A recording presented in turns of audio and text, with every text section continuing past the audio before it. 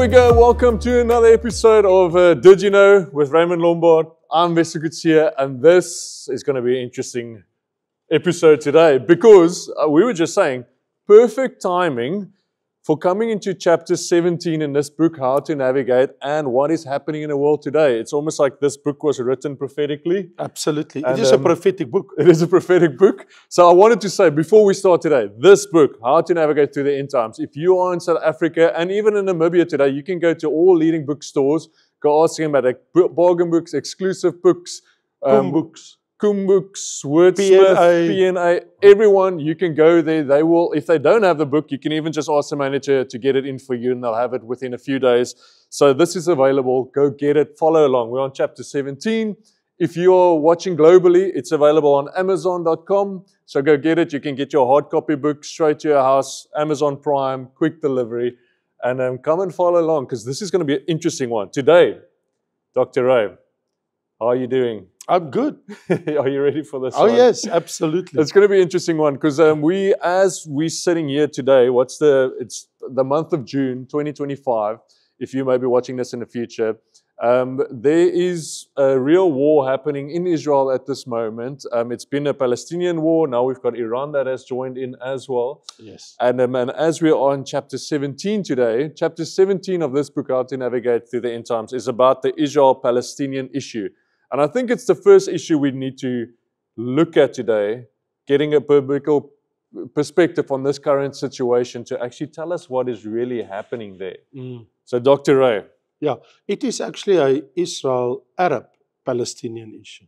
Okay, because the Palestinians are Arabs? Yes, you can't divide them. Distinguish them? No. I mean, we're talking about the Israel-Arab-Palestinian issue. Okay, so what's going on in the Middle East?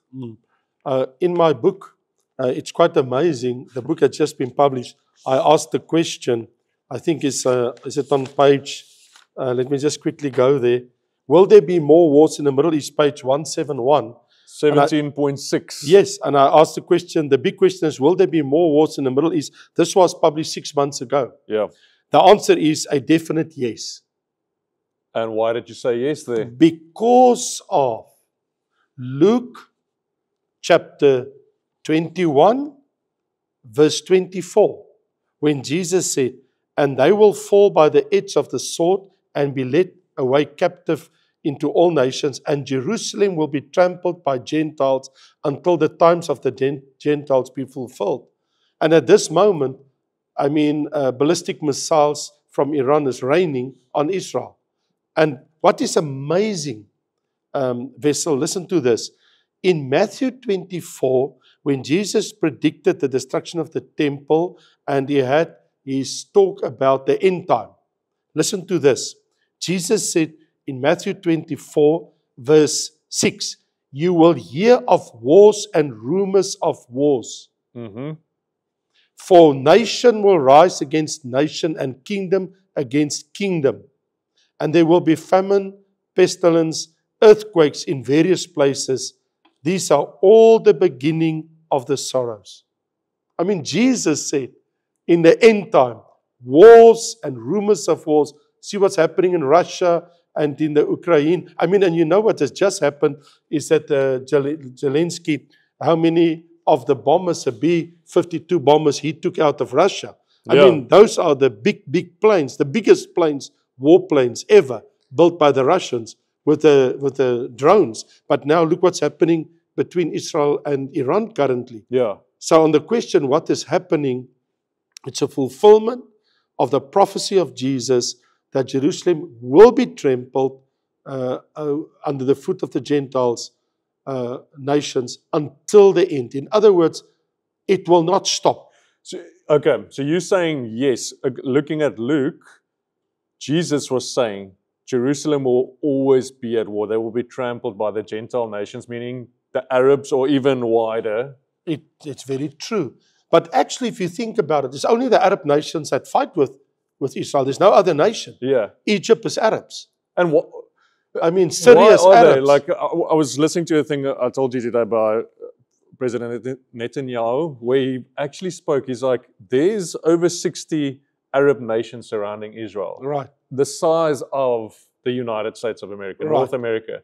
But they're all fighting for this little 1% Yes, of Arab. yes, What they would want to say, this is Arab land, but Israel is, Yes. it's Israel. yes, territory that belongs to Israel. Why is that happening? Well, because of Ishmael and Isaac. It Mhm. is a family thing where the Arabs want the ground that God has given to the generation of Abraham, Isaac, and Jacob to their future generations as a covenant and as a promise. Yeah. And you said 1%, it's 1% of 10% of the Middle East nations. You're quite right. But it's only 1% of 10% of all the ground in the Middle East belongs to Israel, and the Arabs is fighting for that. But having said that, of course, we know what happened since 2023, the last 2 years, of nearly 2 years, of Hamas and Hezbollah and the Houthis, and we saw that. But what makes this war different Yes. than all the other wars that has ever taken place with Israel since they as a nation back in 1948. Remember, there was a war in 1948, there was a war in 1967, there was a war in 1973, and through the years there's been wars. And then we had this thing that happened in 2019, and then 2 years ago with Hamas and what they did to the Israelis, killed 1,400, took hostages to this day. Yeah. So having said all of that, what I would like to mention to you is this is a big thing. What is the current situation with Israel and Iran?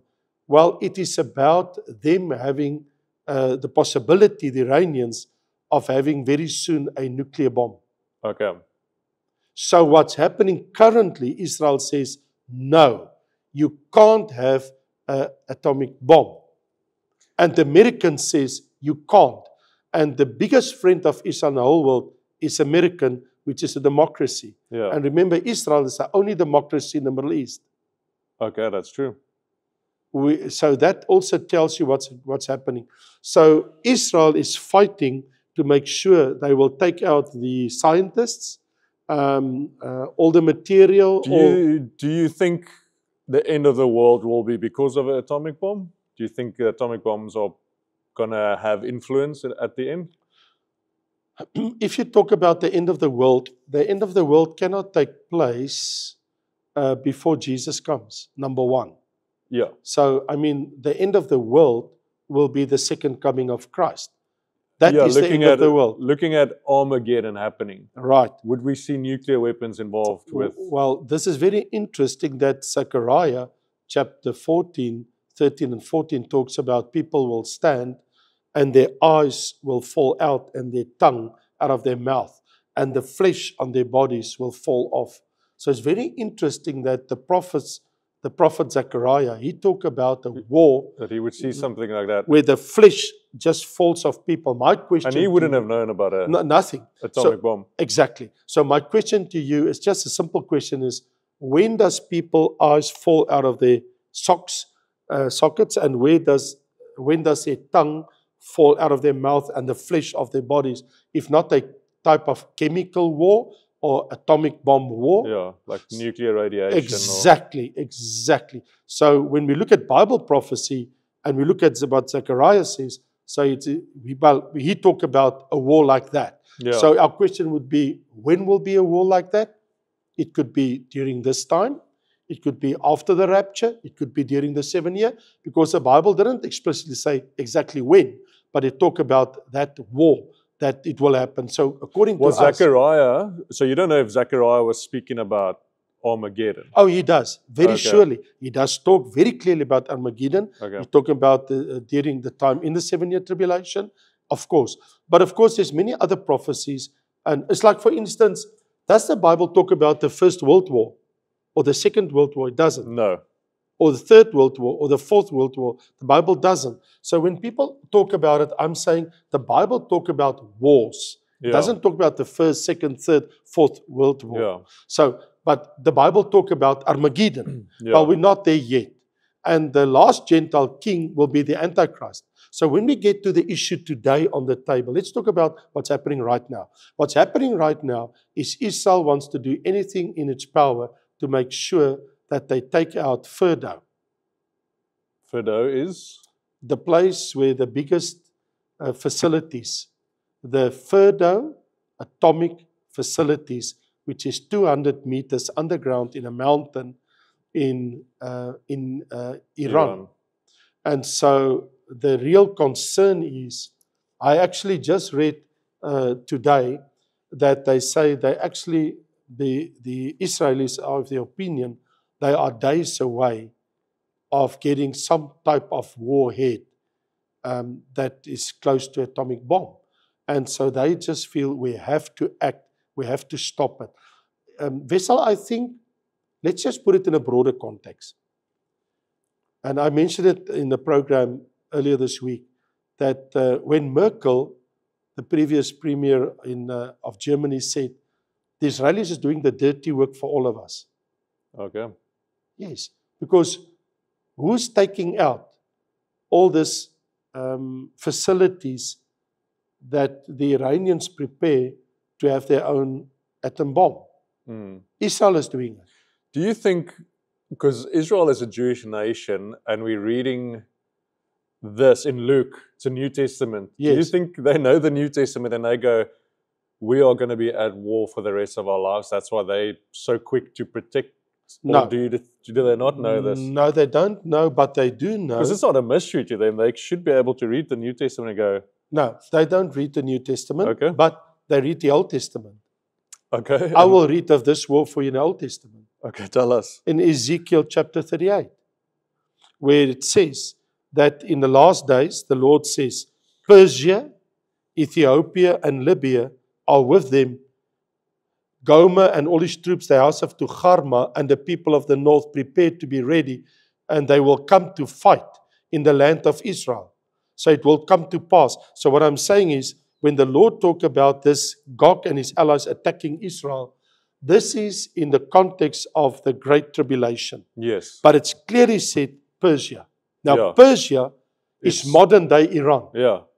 They Crazy. speak the Persian language today, Yeah. Farsi. An actual fact, there's other countries surrounding Iran that also speak Persia. Yeah. So here we read of Persia attacking Israel in the Old Testament, Ezekiel 38. So Okay. they can read that. Okay, so they do have context like, okay, we are going to be... Attacked by these exactly. guys. That's what I'm saying. It's not all the New Testament. Because if I'm a Jew and I read this in Ezekiel Yes, and I see that Persia yes. is making moves for Yes. nuclear weapons, I go, I know who they want to use it on. Exactly. Okay. But I mean, you don't even have to be a Jew to read it. You can just listen to the news. I mean, Ayatollah Khomeini has made many, many statements this last 2 years, 18 months, 6 months, 3 months, last month, that they want to take Israel out. Who's Ayatollah Khomeini, He is the president. however you say that? He's the top, let me put it this way, he's the top spiritual leader of Iran. Okay. So he's... The most supreme leader, yeah. spiritual leader of Iran. He said, this is what we will do. We will take Israel out. Okay, so here's the other thing I want you to answer is... Sorry, I just want to say something else. okay. He made the statement yesterday where he said on X for Mr. Elon Musk to take note of. He said, what we will do to Israel from now on will be spoken of in centuries to come. Sure. This is how hard we're going to hit Israel. Okay. That he made the statement yesterday, So it's not publicly. It's not going to get easier for Israel. This is what we're talking about. So speaking about that, because of course I'm following the news, I'm following the conversation, especially from the Christianity side, that a lot of people are saying the Israel we see today Yes. is not the Israel of the Bible. So we shouldn't be worried about them. So where is Israel what we should be worried about? No, I don't know. This is utter nonsense. It's things that I see in comments. Yeah, And it is a lie. People don't know the Bible. So tell us why the Israel that God spoke about Yes. to Abraham and the covenant is the Israel we see today, or saying the Jewish Israel, Jews, same people. Exactly. Because it's been proven through DNA and because of their genealogy and because of how they've kept the commandments of the Lord and their Sabbaths through all the ages. What is interesting, no other nation on earth has been dispersed out of their land for 2,000 years and still exists as a nation today, except Israel. But they didn't for 2,000 years. They still stayed as a nation in all different nations of the world, being dispersed after 70 AD after Yeah. Christ. They kept their identity. To this day, Yeah. they even know the Cohen, they can even test it in their laboratories. They can see the DNA structure. I mean, Israel of today in the Bible, they are back in their land. There's no other place for them to be on earth. Of course, there's many Israelites that, and I mean, the Jewish heritage is there. Like you have your heritage of 300 years since we've come from Europe as the French Huguenot, that we can trace our history. They can trace their history. Yeah. It's as simple as that. Now, it's because people don't want Israel, the Jews, to be in their land. They don't want to acknowledge them as a nation. Why? We spoke about it in the 2 previous episodes. because Hugo, that's the biggest. They steal Israel identity for themselves. Like the 10 lost tribes of Israel, telling that the white nations of the Western nations are the 10 lost tribes of Israel, which is utter nonsense. Yeah. And I mean, we've proven it in our book. I mean, you go to the book, How to Navigate, and Wessel talked earlier about this book, How to Navigate, 360 questions about Bible prophecy answered in this one book. And I want to say something else. We address this issue where we prove beyond a shadow of doubt that the Israel of today is the real Israel. You can't take it away from them.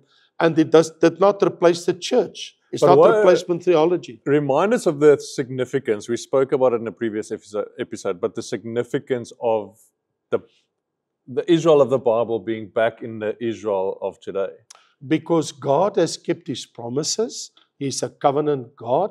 He promised and He made a covenant with Abraham, Isaac, and Jacob that He will give their land to them.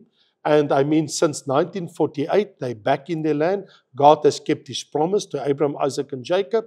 I mean, God has promised the land to Abraham, Isaac, and Jacob, and that they will always reside until eternity, live in the land of Israel. That's why the new Jerusalem that comes from heaven on the new earth will reside on the land of Israel.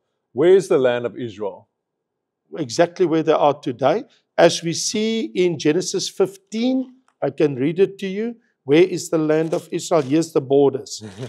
So it says. I'm asking revisional questions because maybe you're new today and you're like, I've jumped into season 3. Right. So here's the land Part of 2, Israel. and you're like, okay, what are these guys talking Right. about? What is the land that God gave Israel? Genesis 15. Okay, we're in the says- book of the Bible, Genesis. Absolutely. It's in the Bible. In the Bible, on the same day the Lord made the covenant to Abraham, saying, to your descendants, Abraham. I have given this land, where Abraham adjourned, from the river of Egypt, get a map on, to the great river, the river Euphrates, the Canaanites, Kenizzites, Cadmonites, Hittites, Perizzites, and Rephaim, the Ammonites, the Canaanites, and the Gerasians, and the Jebusites. So if you go in very clear Bible history, you go to the back of your Bible and you turn to the pages where you can see where the pictures are of old of the Bible. And it shows you where all those tribes lived. You can see it very clearly. So what it actually is, from Egypt to the Euphrates. Now, the Euphrates River The Euphrates. comes from the south of southeast Turkey, flowing into the Persian Gulf. Yeah. So it includes Iran. Okay. It includes Iraq. It includes Saudi Arabia. The West It Bank, includes Gaza. Syria. It includes the West Bank. It includes Gaza. All of that, from the river of Egypt to the Euphrates River, belongs to Israel by the promise and the covenant of God. Sure. And they only have 1% of 10% of that land currently in their possession. So if Israel would fight for the land that God, the Father, promised them through a covenant, They have to chuck the Saudis out, the Jordans out, Jordanians, the Iraqis, the Iranians, the Interesting. Syrians. They have to chuck them all out and take over. Yeah. Well, it's going to happen in future anyway, When's that future? when Jesus comes. Yeah, okay. At the end of the 7-year tribulation, it will happen. At the Battle of Armageddon, Jesus will give them the land He promised. Yeah. going to happen. So I want to, because I'm asking, I want to just paint the picture. You said we're speaking about the covenant of God to Abraham and his sons, Descendants, yes. his descendants. But where did his sons go wrong that you're saying this is a family issue? Nothing went wrong. It was Abraham that listened to his wife Sarah. Yeah. Because, 25 years went nearly by. And was an old man. He was 75 years old. 25 years went past, God Since- promising he will have a son. Yes. And he's like, well, God said I'll have And a son. now I'm nearly 20 100 years old. How many of us have had promises from God and we're like, 2 Right. weeks have gone past, I'm Right. going to take it in my own hands. So Isaac only appeared on the scene 25 years later. But halfway down that process, Sarah, his wife, said to him, I give you my handmaiden Hagar. I give you permission. Go and sleep with her and get a son from her because I can't give you what God promised you. Yeah. And so Ishmael appeared. And the Arabs today are all descendants from Ishmael. Okay. But God made the promise with Isaac, not with Ishmael. With Abraham's real wife's son. That's it. Not- Not with his handmaiden. Not outside of. And if you read the Quran today, that the Muslim people will tell you, no, it is with Ishmael that God made the promise, even written in the Quran. And we say, well, we have the Bible. The Quran is written 600 years after the last Bible book was completed, Yeah. was the Quran written. We have the complete Bible, and the Bible is very clear. And Abraham lived 2,000 years before Christ. So the promise that God made with Abraham and his son Isaac was 2,600 years before the Quran was ever written. In our Bible. Yeah. 2,600. Before the Quran. So it's actually stolen identity. You know what it is? It's identity theft. That's what it is. God is a God of Abraham, Isaac, and Jacob, and not of Ishmael. He promised Ishmael will become a great nation. That's why we've got great Arab nations. Yeah. And God loved them. Yeah. He made them. Yeah. But the promise, the covenant was not with them.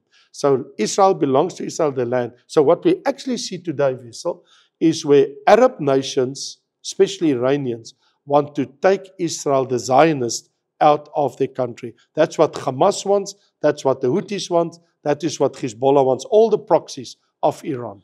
Tell me what a Zionist means. Because I've been seeing a lot of these conversations where, on the internet, people saying the bloodthirsty Zionists are attacking everyone. Yes. What is interesting is the land of Israel, when you get to Jerusalem, it is also called the Mount Zion. Okay.